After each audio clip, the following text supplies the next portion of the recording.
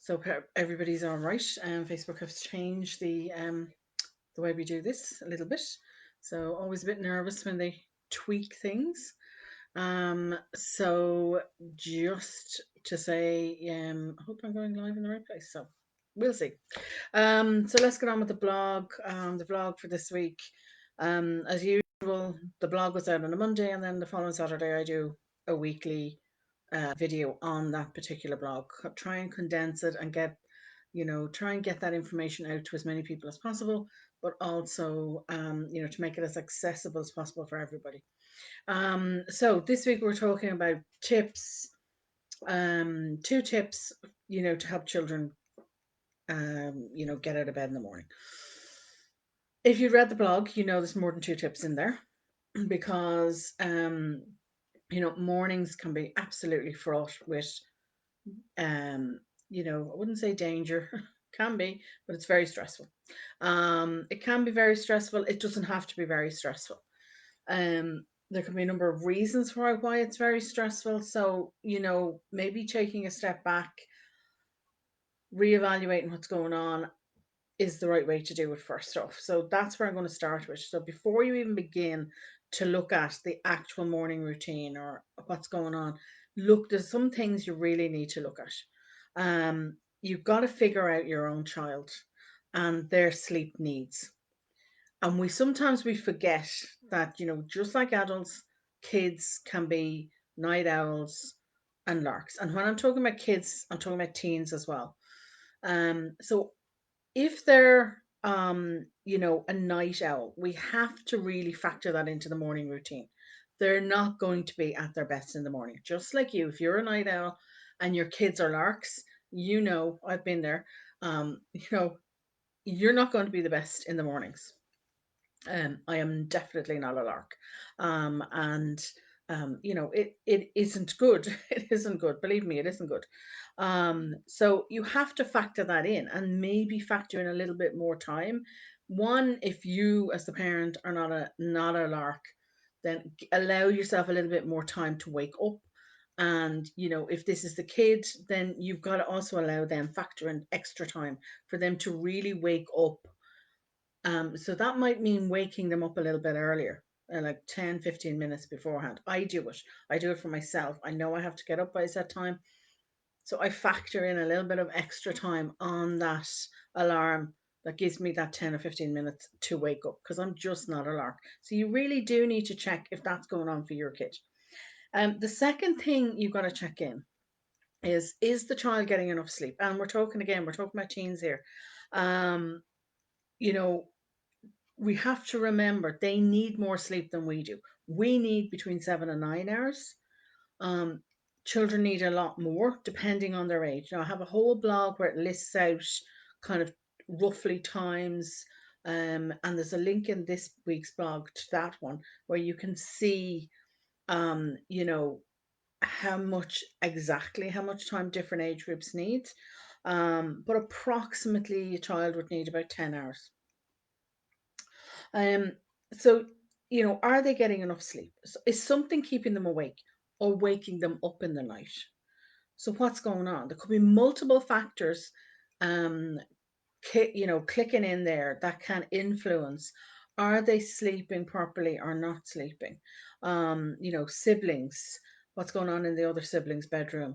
Are they sharing a bedroom with a sibling? What's going on there? If the sibling is that bit older, maybe they're trying to study and things like that. It's not conducive anymore. Are they watching, using their devices too close to bedtime?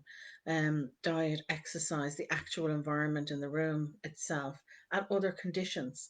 So, we've got to look at things like depression, anxiety, disabilities, stress, etc. That's all going to impact on the sleep. And then if the sleep cycle gets bad, and I've talked about this before, just like adults, um, you know, um, it becomes a cycle, it becomes a negative cycle very quickly. And therefore, the child isn't getting enough sleep, but also the other factors are feeding in and it becomes a big negative cycle. Third thing you might want to check before we get on to the tips is, look beyond the morning routine. to what's going on during the day. So, what is going on for that kid in the day? Whatever it is going to impact their sleep that night, and the morning routine the next morning. So, is the schedule too busy? Sometimes we can overschedule the kids. It might be quite a problem at the moment because things are only starting to reopen. But maybe think about that for the future. Is the child too busy? Don't overload them. Kids need downtime. They need playtime. When we overscheduling them, it isn't good for the mental health, and it's not good for their sleep, and the next it's going to impact on the morning routine the next day. The other thing I want to highlight here, particularly as in Ireland we're coming up to exams and that, I know things have been altered a bit, but they're still under pressure. Teens are still under pressure with regards to exams to an extent. Um, or if you have ones in college, university that are trying to study for exams, they're going to push themselves. Maybe they have a part time job as well. They're going to be pushing themselves. Maybe they're into sports or something else, music or something else they're into. They're scheduling themselves, the older they get. Maybe it's too much. Maybe it's not too much, and you have to sit them down and have a chat with them about their schedule and what's going on for them because it's impacting their sleep. Therefore, it's going to be impacting their mental health. So, they do need that downtime. They do need that time to talk to friends, to just relax.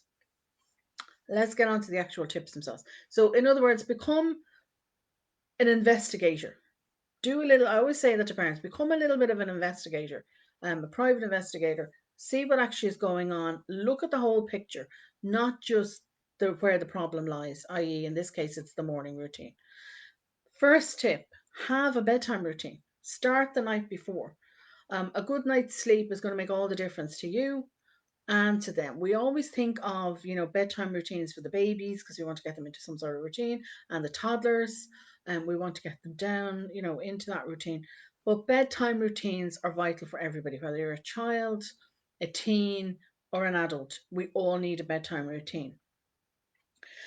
We all need that time to slow down. For about an hour before we bed, we need that time to slow down. Switch off the devices, the TV. Think about things you can do to kind of quiet and dim down the lights, things like that, where you can build in a proper routine. And I go into that in much more detail, on how you can build a proper bedtime routine for kids, in the blog. But also, it's a lot easier to deal with a cranky child if you've had a good night's sleep. But the child is going to be less cranky if it's had a good night's sleep. And you've got to be asleep time for approximately 10 hours as a child. Now, it's an approximation. Um, it if you are not reducing down all the devices, the TV, if you're not reducing down the light, you're just going to have a really bad impact on when you will actually sleep. So, that bedtime routine, having a shower, things that are relaxing, better listening to lighter music if you can. I know that'll be hard with the teens, it'll be whatever they want to listen to, but have a chat with them, talk to them, give them the reasons behind why they should do this. Treat them, with respect and as adults in this regard, and say, look, take responsibility here. This is what you need to do. Um, so, if you want a free course on sleep and all the nitty gritty about how to, um, you know, various things that will impact you and tips that will impact and give you a better night's sleep, then I do have a free course on sleep. It's a week-long course, and you can come in and take it in the group. So come and join the group. There'll be a link in the description below. The other thing to do, think about, the night before and routine, or even the evening before and routine, is to look at making the morning routine actually easier. So look at it at the night before, and make it part of not the bedtime routine as such, but the evening routine, or after dinner routine, or after homework routine. So think about, what can I do the night before as a group, as a family? What can we do to make those mornings that bit easier? So it's a bit like doing it's a little common sense here. but it's also a habit. And, habits take a little while, a little bit of persistence, and a little while to get ingrained. But everybody can get involved in this. So, putting the bags in the car once, if you're the one driving, put them in the car once the homework's done. If they're in the car the night before, they're in the car the minute the homework's done, then they're there. We know where they are. Have a station, have one place where you have, either the bags are kept, the keys, definitely. There's nothing worse than having to look for your phone or your keys. Have a station near the door where you leave these things. A little bit of organization, but it can make all the difference. You get into the habit of putting your keys down in one place. That's where we keep them. That's where we keep the bag, the briefcase, whatever it is. Not just the kids, but you too, keep them. Making the lunches the night before, laying the table for breakfast. Clothes are out, including the socks. There's nothing worse than having to go looking for underwear and socks in the mornings. Um, or the one elusive sock that's missing. So get the kit bags organized, get them into the boot of the car if they're needed. If there's stuff needed for home economics, sort that out. Get it all done the night before. Make sure they're giving you the information well in time. Um, think about things that you can incorporate, that evening or the night before, that'll make the next day a lot easier. Having the showers or the baths, things like that. Do switch them to evening times. Um, Tip two is to simplify your actual morning routine. So this is linked in. So think about what I can take out of that morning routine so I'm not as rushed. Put it on, get in the habit of doing it the night before, and then the next morning, how can I simplify the morning routine for everybody? Again, it's a routine, therefore it's a habit. So a few things here you might want to investigate. And they're actually questions. So I'm going to read them. If you have a morning routine already, is it really working for you? And if you're watching this, it probably isn't. Can you shift something that you're trying to do? So sit down with your pen and paper, a journal, whatever, and list out everything. Even do it over the course of a week. What am I doing? What am I doing in the mornings? Or what am I trying to cram in the mornings? Where is, where are the problems lying that I need, that I could tweak? Something I can tweak. Am I allowing the kids and myself enough time to wake up? Remember I said at the start, that's important for night owls. Um, you know, so think about those questions. What can I tweak here? What can I remove that'll simplify the routine? The other thing I have to say to you is about routine. You, as an adult, have gotten into the habit of doing certain things in a certain way, in a certain sequence, and they make sense. We've tied them together. Um, they're tried, they're tested, they've been tweaked over the years. This is all new to kids. They're habits. We brush our teeth. It is a habit for us. It's an automatic habit. For a child, it isn't. And it's not just children, it's teens as well. So they need your know how. And they need your know how in a couple of ways. One, their brains, including teens' brains, are not fully developed. So they need that ability that you have as an adult brain, with an adult brain, um, to guide and teach them, and to maybe put a sequence in place for them that works for that child. The other two thing to think of is, it is a habit, and it takes time to work through that habit. So give them time. And if you're trying to make any tweaks, and another reason I'm doing this blog right now is we are coming up to summer holidays. I know they've only just gone back to school, and some kids have not gone back to school. Um, but we're coming up to the summer holidays. So if you're going to make tweaks, it might be a better time to make any tweaks to the morning routine. But only do one thing at a time, and only do it small things at a time. Particularly if you're trying to change up a routine for a child or a teen, make it small, make it as easy as possible and simple as possible for them. And try and do links. When we're making routines, we do links. So link things in. Other thing I talked about in this week's blog was the natural consequences. It doesn't always work. People talk about this, allow them the natural consequences. If they're late for school, allow them to walk, allow them to do whatever. It doesn't happen. It's not always practical, in other words. And it doesn't work for every family. If you are in that position where they can walk to school and they're the only one that's going to be impacted by being late. You know, they'll arrive in late to school. It usually involves a trip to the principal's office or vice principal's office. They get in trouble. They usually get detention.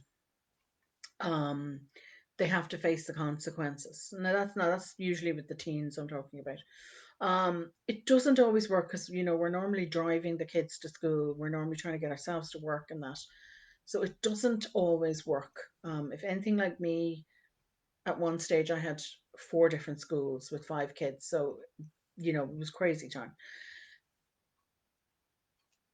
Think about putting in place some house rules where the consequences come out.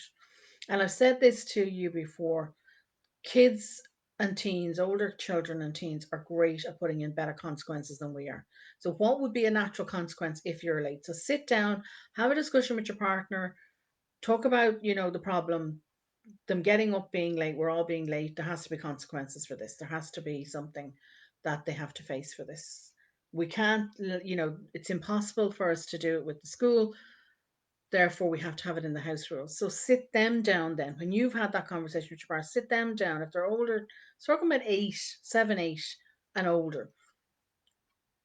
This is a problem. We need to talk about it. We need to put a consequence in place. So think about, what can the consequence be for them being late for school? If you can get them on board, it can be much more meaningful. They're really good at coming up with stuff that's much more meaningful to them. Um, and therefore it might work better. So there's a lot more in the blog because I can't pack it all into a video. So have a look at that. There's also links out to other blogs that you might find helpful as well. And of course, if you need any support, as always, I'm here. My free group for mums is here. Lots of training up there. You're more than happy to come and work with me. There's also a link if you need to make an appointment and talk to me on a one-to-one basis. You can do so. There's a link in the blog, which I'll leave in the description below, and you can make that appointment. And as always, good morning. Hi, Deirdre.